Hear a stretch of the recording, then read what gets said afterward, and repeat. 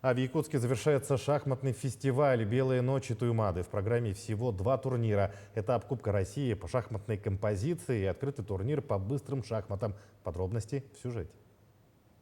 Фестиваль приурочен к столетию образования Международной шахматной федерации. Первыми в гонку за медали вступили участники турнира по шахматной композиции. В этой дисциплине участники решают задачи, построенные на правилах практической игры. Такое мероприятие проводится впервые в Республике Саха-Якутия.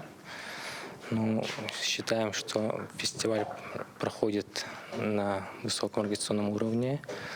Так, наш основной турнир – это этап Кубка России по шахматной композиции. К нам участвовали 4 региона нашей страны. Это город Москва, Тульская область и Республика Башкортостан. И Республика Саха-Якутия, участники из Республики Саха-Якутия.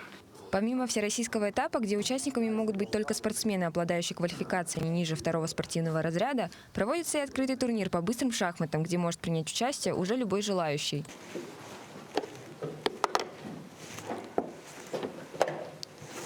Быстрые шахматы – часть фестиваля «Белые ночи Туймады». Отличаются они тем, что игрокам дается 15 минут на обдумывание хода до конца партии, чем обычные 90 минут. За одной доской могут встретиться что ровесники, что представители разных поколений.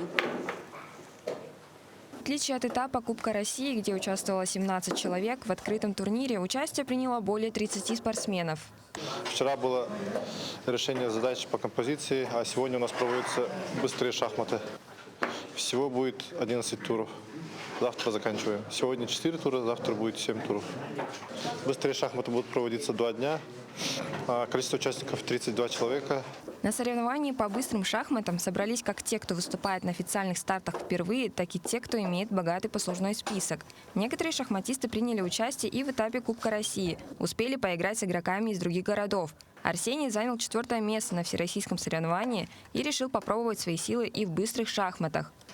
В этапе Кубка России по шахматной композиции это вообще мой, по-моему, первый турнир.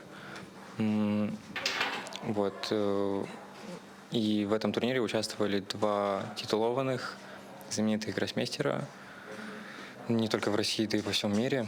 Павлов Данила Сергеевич, номер 1 по рейтингу шахматной композиции, и Хасанов Урал, тоже входящий в топ-10 шахматной композиции по рейтингу. Итоги фестиваля будут подведены завтра. Организаторы отметили, что планируют сделать эти соревнования традиционными и с каждым годом расширять географию участников.